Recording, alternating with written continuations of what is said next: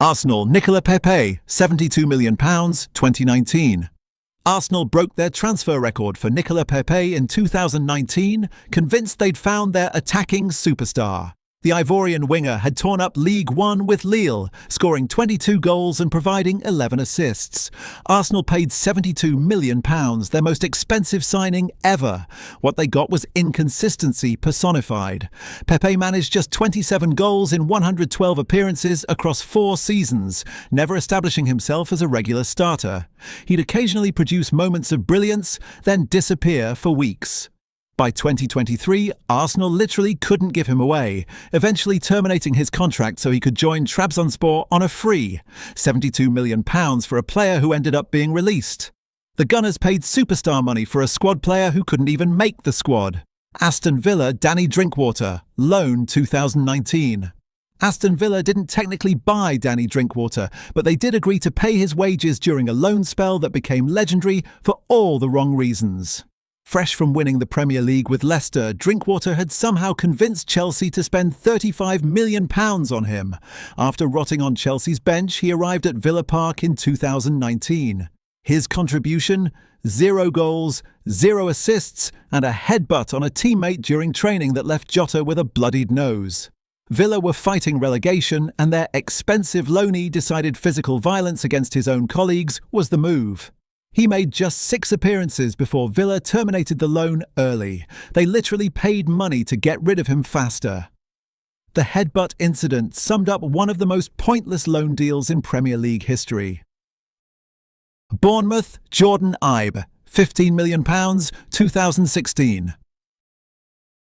Bournemouth saw Jordan Ibe tearing it up in Liverpool's youth system and thought they'd found a bargain at £15 million. The winger had pace, skills, and that raw potential clubs love to gamble on. What he didn't have was end product, consistency, or apparently much motivation. In 3 seasons at Bournemouth, Ibe scored just 4 goals in 92 appearances. His highlight reel consisted mostly of running into defenders and losing the ball. By 2019, Bournemouth were paying him £40,000 per week to train with the under-20s because they couldn't even fit him in the senior squad. They eventually released him in 2020, eating the remainder of his contract just to get his wages off the books. £15 million for a player who became too poor for the Championship. Brentford, Kevin Shade, £20 million plus 2023. Brentford's Moneyball approach usually works brilliantly, which makes the Kevin Shade transfer particularly baffling. They paid Freiburg an initial £20 million, with add-ons potentially reaching £25 million for a winger who'd scored 5 Bundesliga goals. Shade arrived in January 2023 and promptly did nothing. In his first 18 months, he managed 2 goals in 28 appearances, spending most of his time on the bench, watching better players do the job Brentford paid him to do. For a club that prides itself on finding undervalued talent and developing players efficiently, Shade represents their most expensive misfire. He's not terrible, just aggressively mediocre and massively overpriced for what Brentford actually needed. Brighton, Deniz Undav, £7 million, 2022. Brighton usually nail their transfers, but Deniz Undav became the exception that proved the rule. They bought the German striker from Union Saint-Gilloise for £7 million after he'd scored 25 goals in Belgium. Sounds reasonable, except Undav couldn't get near Brighton's first team. He made 4 substitute appearances in his first season, totaling 36 minutes of Premier League football. Brighton then loaned him to Stuttgart, where he immediately started banging in goals and looking like an actual footballer. The problem? Brighton never wanted to sell him, but Undav had no interest in returning to warm their bench. By 2024, Stuttgart triggered their purchase option, and Brighton lost a striker who became a regular for Germany. They bought a player for their system, never used him, then watched him thrive elsewhere. Burnley, Ben Gibson, £15 million, 2018. Burnley broke their transfer record to sign Ben Gibson from Middlesbrough for £15 million in 2018. The English centre-back had been on the fringes of the England squad and looked like a solid Premier League defender. Sean Dyche thought he'd secured a long-term defensive partner for his backline. What actually happened was one of the most bizarre disappearing acts in Premier League history. Gibson made one Premier League appearance in his first season. 1. He played 59 minutes in a 5-1 defeat to Everton, then vanished from the squad entirely. In his second season, he didn't play a single minute. Not one. Burnley paid their record fee for a player who spent 2 years training with the squad while never getting near the pitch. He went on loan to Norwich, where he also barely played before finally leaving on a free transfer in 2021. £15 million for 59 minutes of football. Gibson became the poster boy for inexplicable transfer disasters. Chelsea, Romelu Lukaku, £97.5 million, 2021. Chelsea paid Inter Milan £97.5 million to bring Romelu Lukaku home in 2021. The Belgian striker had just won Serie A and looked unstoppable. What followed was one of the most spectacular implosions in Premier League history. Lukaku scored on his debut, then spent the next year complaining about tactics, doing unauthorised interviews expressing his love for Inter Milan, and playing like his boots were made of concrete. He managed 8 Premier League goals all season while publicly undermining his manager. Chelsea cut their losses after 1 season, loaning him back to Inter. He then bounced to Roma on loan before Chelsea finally sold him to Roma permanently in 2023 for £35 million. They lost £62.5 million in 2 years on a player who scored 8 goals and caused maximum chaos. Crystal Palace, Christian Benteke, £27 million, 2016. Crystal Palace broke their transfer record to sign Christian Benteke from Liverpool for £27 million. The Belgian striker arrived with a reputation as a Premier League proven goalscorer. Palace got a statue masquerading as a footballer. In 7 seasons at Selhurst Park, Benteke scored 30 goals in 177 appearances. That's 1 goal every 6 games for their record signing and primary striker. He became famous for missing open goals, moving like he was wading through concrete, and somehow still starting matches because Palace couldn't afford to admit their mistake. They paid him reported £120,000 per week to produce championship-level output. Benteke finally left in 2023, having cost Palace nearly £50 million in fees and wages for 30 goals. They could have bought a competent League One striker and gotten similar output for 90% less money. Everton, Gylfi Sigurdsson, £45 million, 2017. Everton paid Swansea £45 million for Gylfi Sigurdsson in 2017, convinced they'd signed a creative midfielder who transformed their attack. Sigurdsson arrived, played okay, never terrible, but never worth remotely close to £45 million, and scored a few free kicks. Then in 2021, he was arrested and suspended by the club over allegations of child abuse. Everton continued paying his £100,000 weekly wages while he never kicked another ball for them. He was never charged and the investigation was eventually closed, but his contract expired while he was suspended, and Everton had paid millions in wages for a player who didn't play for 2 years. Even before the suspension, he was never worth the fee. £45 million for a few decent free kicks and years of financial dead weight. Fulham, Jean-Michel Seri, £25 million, 2018. Fulham went absolutely mental in the 2018 transfer window, spending over £100 million on players who immediately got them relegated. The standout disaster was Jean-Michel Seri, bought from Nice for £25 million. Barcelona had been interested in Seri the previous summer, so Fulham thought they'd gotten a bargain when they signed him. What they actually got was a midfielder who looked completely lost in the Premier League's intensity.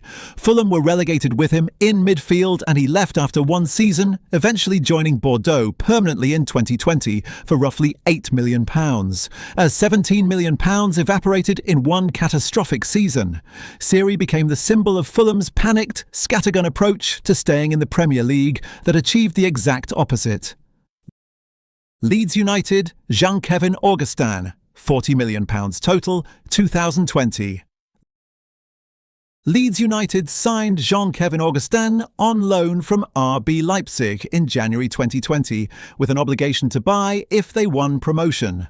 The French striker played 48 minutes total across 3 substitute appearances. 48 minutes. Leeds won promotion but argued the pandemic had invalidated their obligation to buy because the season ended late. They lost that argument spectacularly.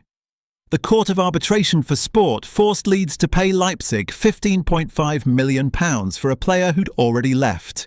Then Augustin sued Leeds for breach of contract because they never actually gave him the 5-year deal he was promised.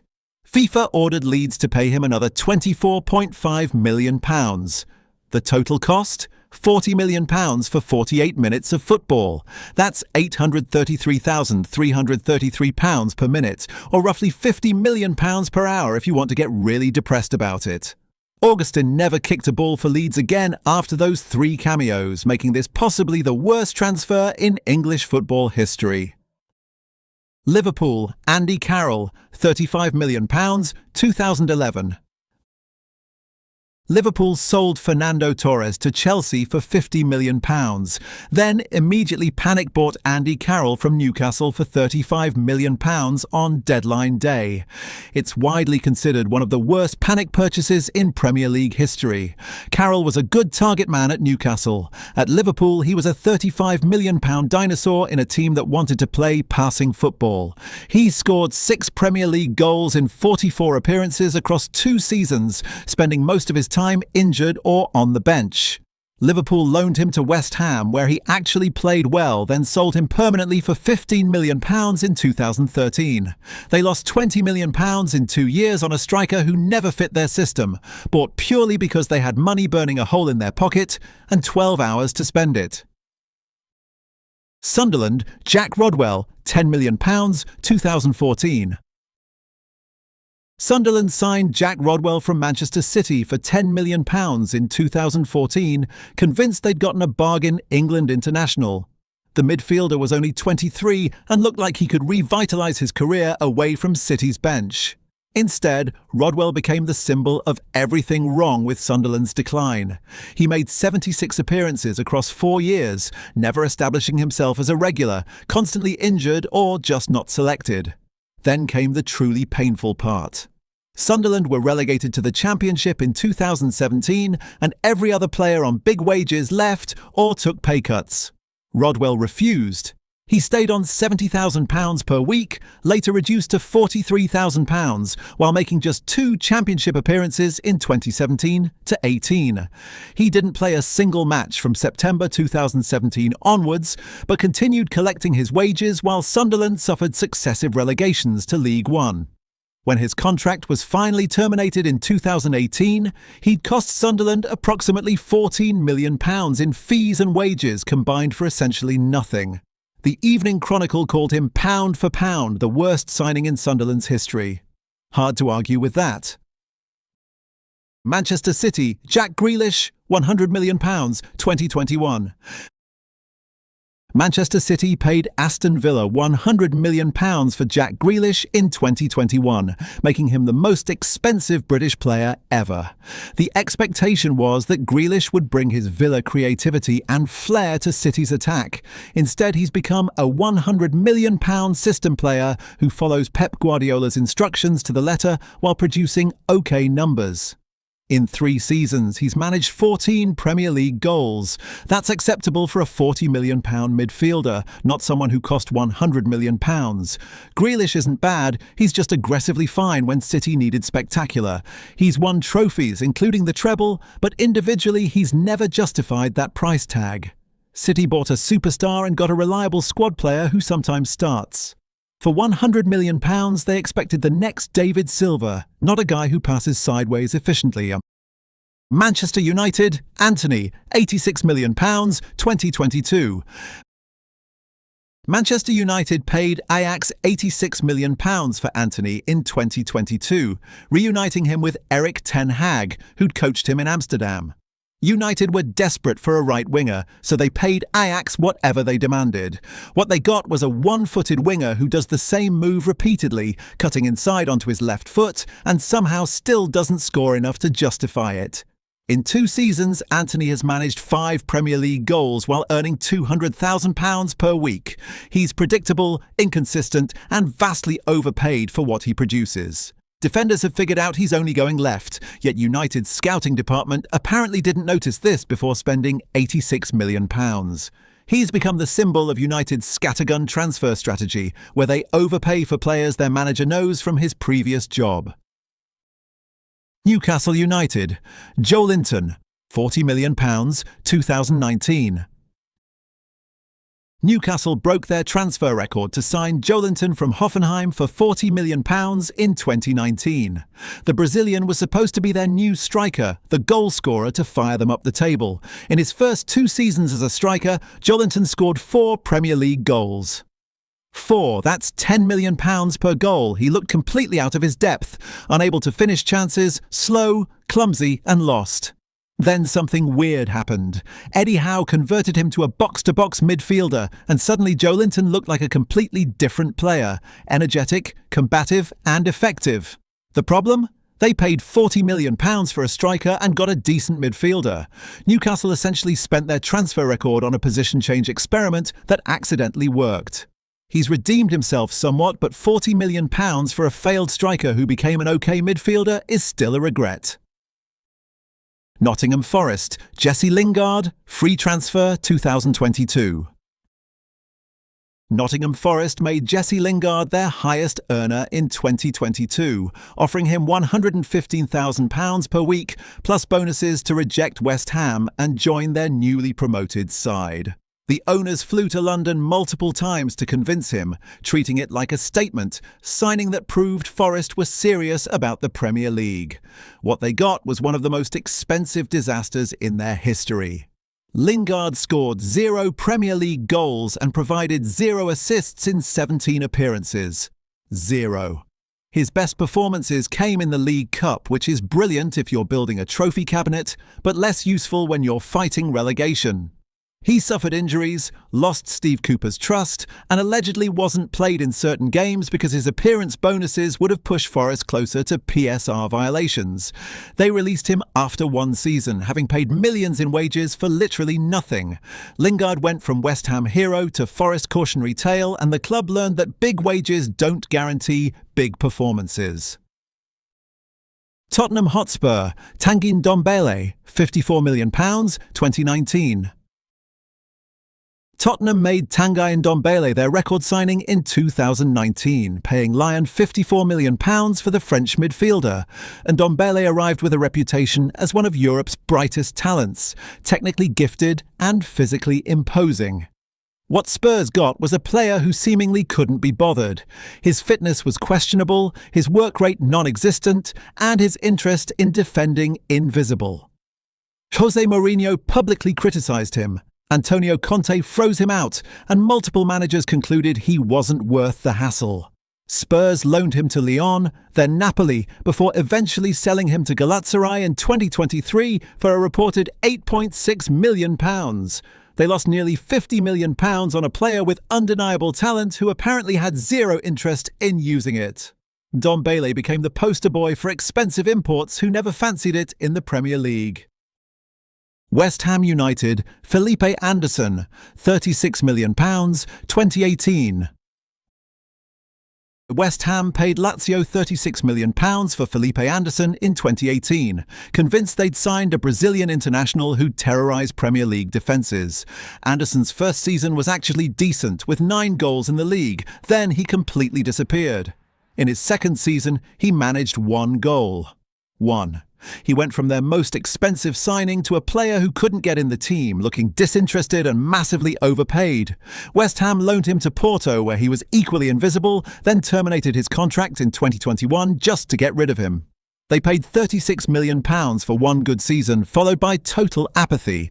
Anderson returned to Lazio on a free transfer, completing one of the most pointless transfer cycles in Premier League history.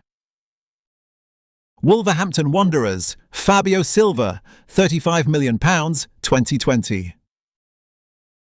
Wolves paid Porto £35 million for 18-year-old striker Fabio Silva in 2020, a staggering fee for a teenager with minimal first-team experience.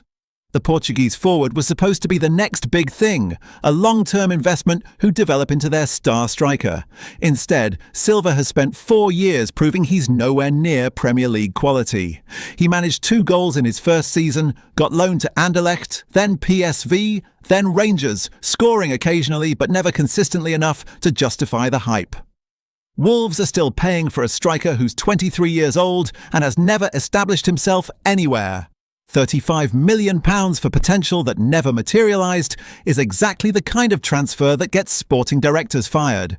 And those are the biggest signing regrets for some of the Premier League's biggest clubs. Hundreds of millions spent, careers ruined and sporting directors fired.